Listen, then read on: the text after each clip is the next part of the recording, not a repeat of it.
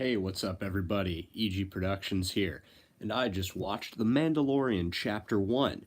So, let's talk about it. I don't plan on making this a very extensive or long video. Also, I can't get a good camera angle of my face, and I'm not looking at the camera either. That's better.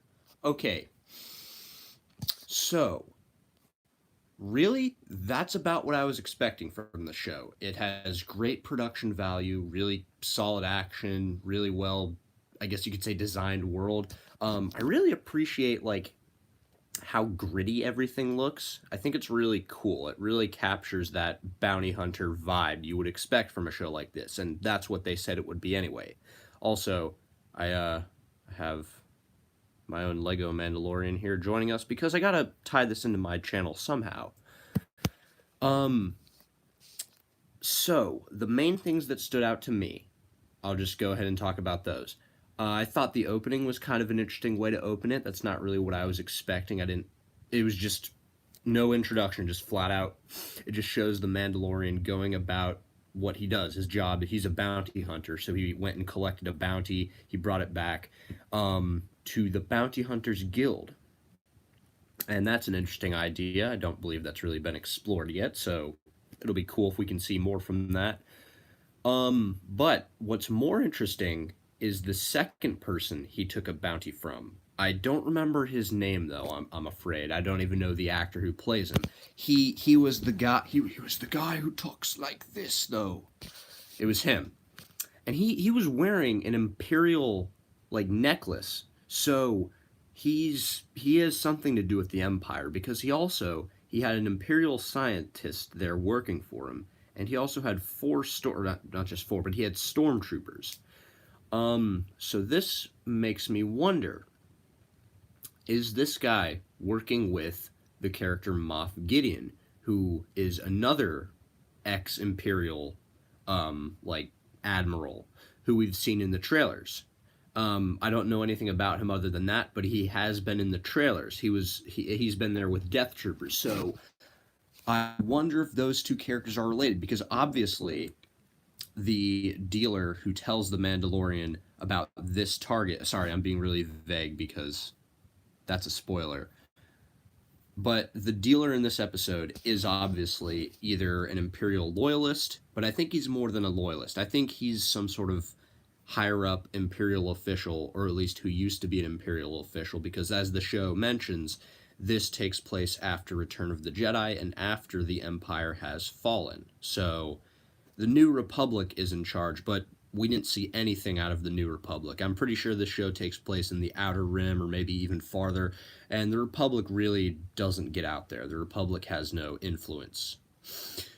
Which leads to stuff like what happened in this episode. So the main, I guess, conflict of the episode is the Mandalorian going after a very specific target. He's a bounty hunter, so he captures various people, brings them in alive, because that you get more money if you bring them in alive. That's the idea I was getting from this show. So what happened then was he took this job, a very secret job. I'm pretty sure it was even off the books because he didn't give him, because the Imperial dealer, I'm sorry, I don't know any of these names, the Imperial dealer gave the Mandalorian this job without giving him one of those circular disc things that shows the target. So I'm pretty sure this is a job off the books in the guild. So this is illegal by bounty hunter standards, is the vibe I'm getting here. And also, the dealer pays the Mandalorian in Beskar or Mandalorian iron, and the Mandalorian uses this to craft himself, or doesn't craft it himself. He brings it to a hideout of other Mandalorians, and they craft him a pauldron. And also, I was not expecting to see other Mandalorians in this show, or at least not initially. So it seems like there's a few of them that are bounty hunters. And I mean, that would make sense because there was Jango Fett, Boba Fett. Though Jango Fett and Boba Fett, I do not believe were actually Mandalorians. I'm pretty sure they just wore the armor. There's some disputes there between canon and legends. I don't think they're really going to get into that. But the idea is still there. So it seems like either these are other Mandalorians who are also bounty hunters, or they're just Mandalorians in general who are for some reason supporting the main character. I don't really know what the deal is with them. They seem autonomous to me, so I'm pretty sure they're either all bounty hunters or they're just like the remnants of a Mandalorian tribe or something. He did mention the word tribe, and actually that would make more sense because, as we know from Star Wars, the Clone Wars, and Star Wars Rebels, Mandalorians form tribes.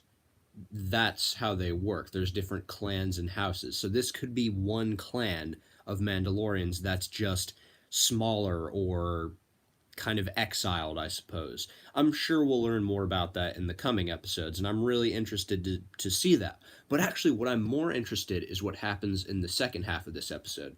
So the Mandalorian goes to, I don't know what planet it is. I don't think it's Tatooine. It's slightly different.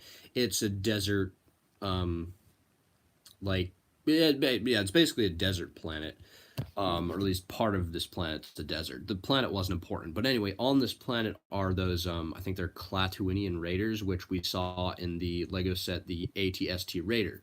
The ATST Raider did not appear, but the minifigures did. So the Mandalorian works with this other guy called I don't know his name either, and I don't even remember his race. I think he's an Ugnaught.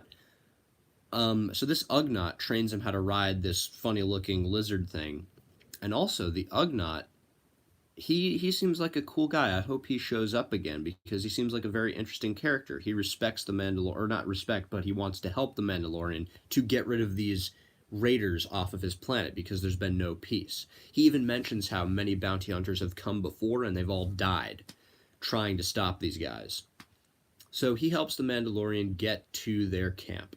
And he also, it's funny, he also mentions, like, he knows about Mandalorians. Like, he knows the stories, how they used to ride mythosaurs and everything. And I'm pretty sure that's from Legends, so that's pretty cool. I heard a quote that Jon Favreau said. Jon Favreau is the one who wrote and produced this show, and the quote said that this show would have stuff that that all Star Wars fans could enjoy, whether you like Legends or the show or the animated shows or just the movies or the books, comics. You could find something. It's for everyone. There's something for everyone, and I definitely saw that with this episode, especially with how it ends. And we're almost there. But before that, the Mandalorian gets to the Raiders camp, and then he finds IG-11. It's not IG-88 actually. It's IG-11. Now IG-11 is, I don't want to say a clone of IG-88. He's just like a copy of him, I guess you could say, because he's a robot. You can't clone robots. And he's voiced by Taika Waititi. That is pretty funny. I really appreciated that. But he's boss. Like, this guy, he cleaned up. He cleaned up those Raiders. He and the Mandalorian make a good team. So they just kill all these dudes in spectacular fashion. There's a lot of good humor there. My favorite joke was definitely the one where IG-11 was like, well, they're about to capture me, but my programming says I'm not allowed to be captured, so better self-destruct. And then he pulls out a thermal detonator out of his chest. And he did that like 4 times. It was great. I love it. So they break open the door, and there's really no one there. Well, except for one guy, and they shoot him. And then the Mandalorian's like, anyone else? That was a good joke. I like that, too.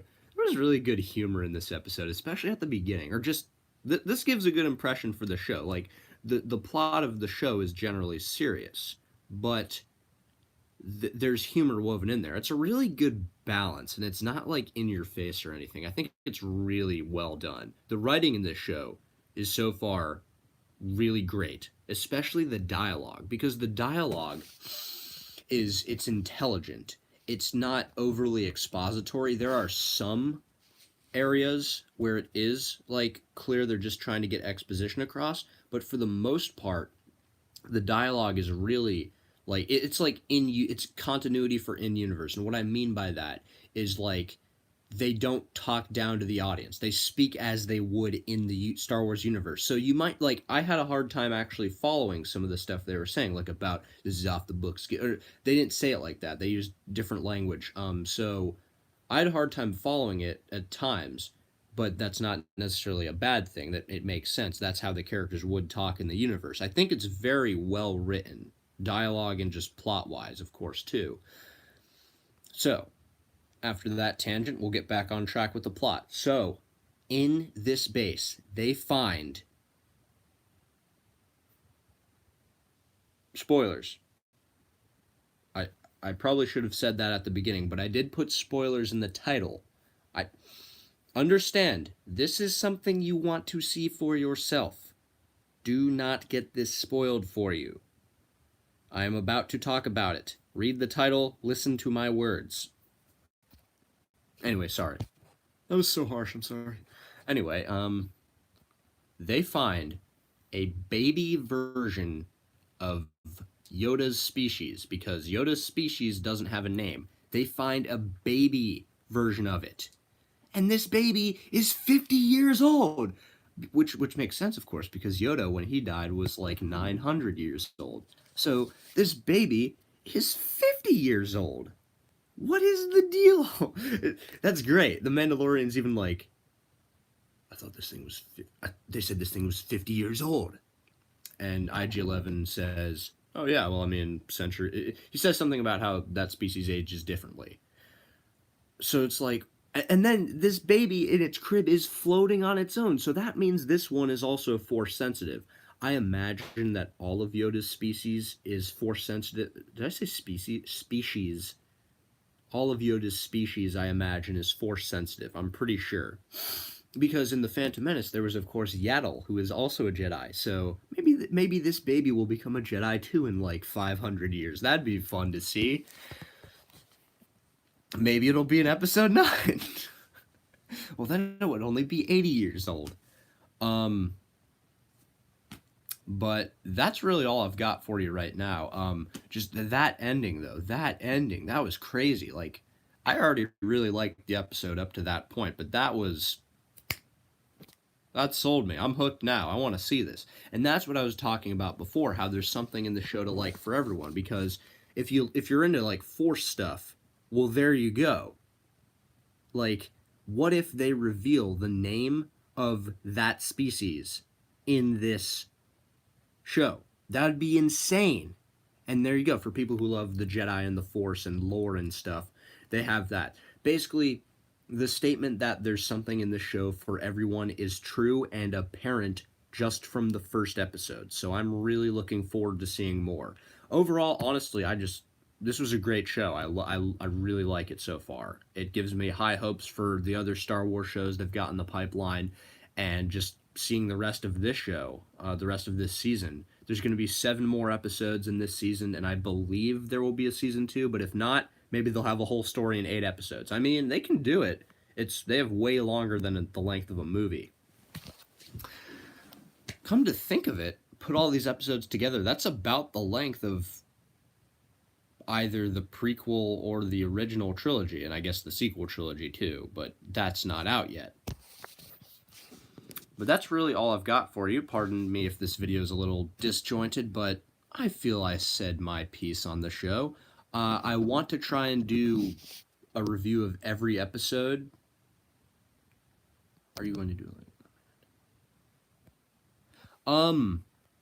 That's a great question. I might.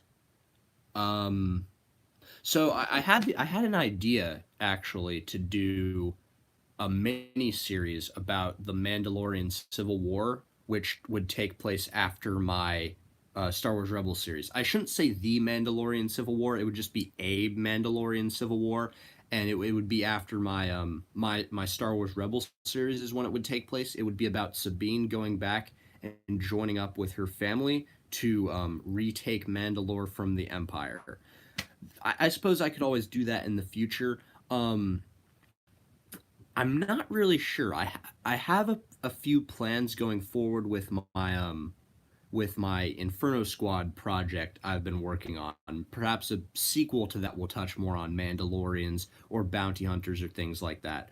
But at the moment, I don't have any big plans. I would like to. That'd be cool. I'd love to do a series about, like, bounty hunters and stuff. So maybe I can weave it into what I'm already working on. That's a really great question. And thank you for watching, too. Thank you very much. I really appreciate that. All right. Well, that's all I've got for you this time. And I think the next episode of The Mandalorian is coming out on Friday. Yeah, I wonder if they will put it on DVD. I think they will because I saw like there was Stranger Things on DVD at Target, and that's supposedly a Netflix exclusive. So, hello, good to have you. Thank you for tuning in. So I think they will put The Mandalorian on DVD. I really hope they do because some people just don't want to. I mean, well, I don't want to say anything. I'm just like streaming services aren't the most appealing thing in the world. I can see that. So, but I got mine with my sister, so it was a good deal for me. But that's really all I've got for you this time. Whenever the next episode comes out, I think it's this Friday. I'm gonna try and do a review again. I'd like to do a weekly, or I'd like to do a review, like a live review like this of every episode. But that's about it. Thank you all for watching, and have a great night. Have a great day tomorrow. Remember this.